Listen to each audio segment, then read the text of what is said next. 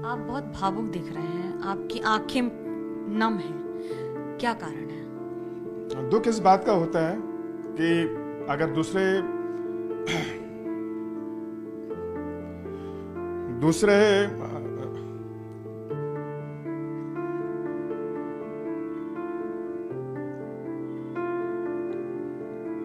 ये बहुत ही भयानक स्थिति है, क्योंकि अगर मानिए इवन जो मोबाइल सेवा है उसको भी बंद करके रखा है। अब मानिए कि अगर किसी एरिया में हमला कोई करने जाता है तो वो पुलिस को कैसे बुलाएगा। बांग्लादेश से लगातार आ रही हिंसा की तस्वीरों ने भारत के साथ पूरे विश्व को विचलित कर रखा है। क्या है आखिरकार वहां की स्थिति, इस पर बात करने के लिए हमारे साथ हैं इस्कॉन के प्रभारी और स्पोक्स पर्सन राधारमन दास जी। क्या है स्थिति, क्या वहां पर आपके भक्त आपको बता रहे हैं इस समय? स्थिति बहुत ही भयंकर है। जैसे हमें पता है कि थर्सडे को मिनिस्ट्री ऑफ एक्सटर्नल अफेयर्स ने संदेश भिजवाया था कि जो 9 दिन से जो हिंसा चल रही है दुर्गा पूजा की, इसको काबू में पाने के लिए बताया गया था बांग्लादेश सरकार को।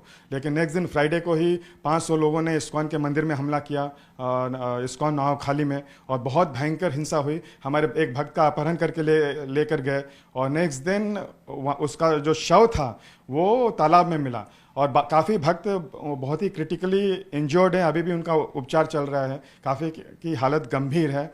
हमारे सारे पुस्तक भंडार, मंदिर के जितने भी डेटीज़ थी उनको तोड़ दिया, हमारे फाउंडर आचार्य प्रभुपाद का विग्रह जला दिया, और उस एरिया में जो 150 घर थे उनमें भी तोड़फोड़ की।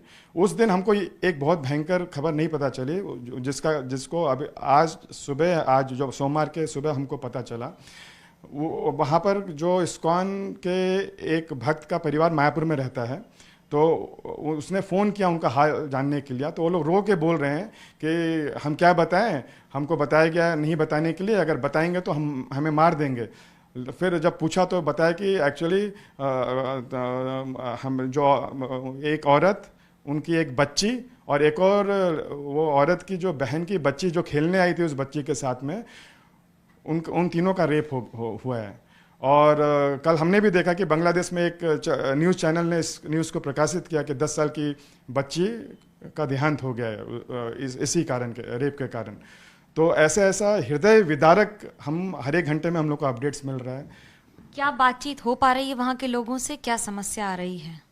एक बड़ी समस्या, जैसे 6 बजे आज सोमवार को मेरे को फ़ोन आया, 5:30-6 बजे सवेरे, और वो भक्त बोल रहे थे कि हम लोग कांटेक्ट इसलिए नहीं कर पा रहे हैं, इस्कॉन नावखाली के भक्त बता रहे हैं, क्योंकि इंटरनेट और लाइट दोनों काटी वहाँ पर नहीं है, वहाँ परिसेवा बंद है, तो वो कम्युनिकेट नहीं कर पा रहे हैं। और ये बहुत ही भयानक स्थिति है, क्योंकि अगर मानिए इवन जो मोबाइल सेवा है उसको भी बंद करके रखा है। अब मानिए कि अगर किसी एरिया में हमला कोई करने जाता है तो वो पुलिस को कैसे बुलाएगा। तो बहुत ही वो लोग चिंतित है कि ये पता नहीं क्यों हो रहा है। और उन्होंने ये बताया कि काफ़ी, जैसे रात में जो एक नॉर्थ बांग्लादेश का कोई एरिया है वहाँ पर भी आगजनी हुई है और कई घर जलाए गए हैं। तो भक्त लोग काफ़ी भयभीत हैं, और वो लोग यही बोल रहे हैं कि आखिरकार पूरा विश्व चुप क्यों है, ये चुप्पी क्यों है, ये 9 दिन से जो तांडव चल रहा है, इस पर एक भी कोई भी इंटरनेशनल लीडर जो यूएन है, जिसका काम ही यही है कि जो यूएन का ह्यूमन राइट कमीशन करके अलग बॉडी भी है, तो ये लोग चुप क्यों हैं? क्या हम लोग ह्यूमन नहीं हैं? आप बहुत भावुक दिख रहे हैं, आपकी आंखें नम हैं, क्या कारण है?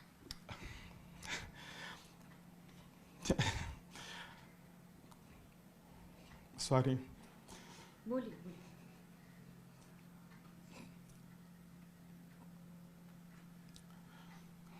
दुख इस बात का होता है कि अगर दूसरे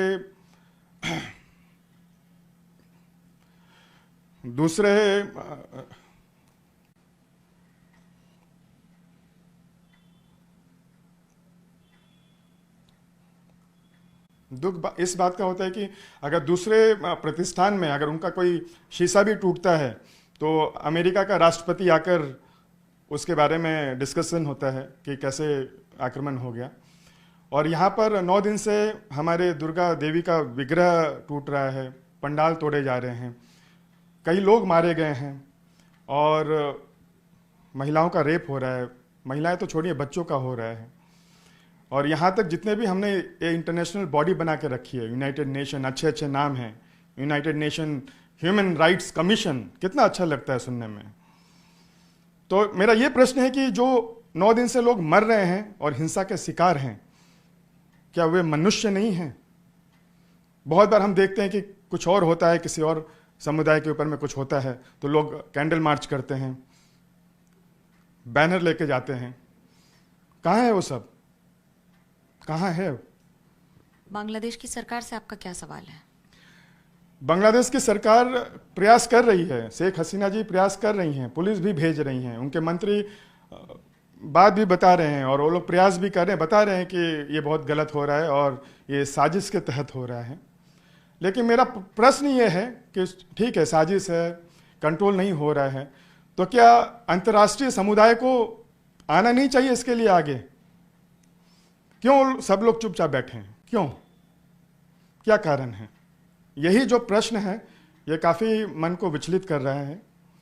और सिर्फ हम लोग आज जो निकल के जा रहे हैं, अभी हम लोग प्लान कर रहे हैं कि व्हाइट हाउस के सामने भी खड़े होंगे और यूएन के सामने भी खड़े होकर भीख मांगेंगे कि भैया एक स्टेटमेंट इशू कर दो कि बांग्लादेश में लोग मर रहे हैं।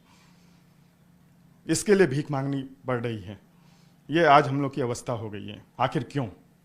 इस्कॉन बहुत बड़ी संस्था है, पूरे विश्व में आपकी कई सारी संगठन और शाखाएं हैं, सबकी तरफ से क्या रिस्पांस आ रहा है और कैसे इस घटना को देख रहे हैं?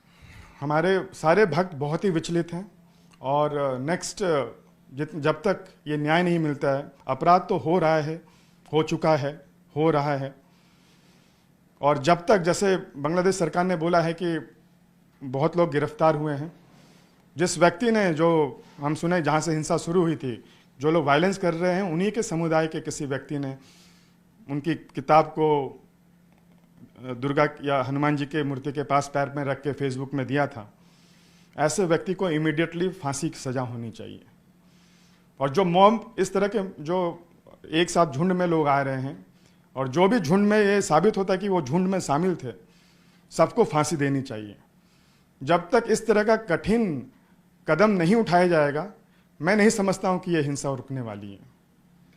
हिंसा हृदय विदारक है और हिंसा पर सवाल भी उठ रहे हैं, लेकिन जिन लोगों की जान जा रही है उसकी जिम्मेदारी आखिरकार कौन लेगा, इस सवाल का जवाब मिलना अभी भी बाकी है।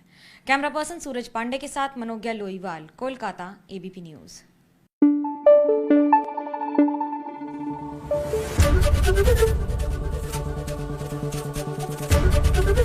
एबीपी न्यूज आपको रखे आगे।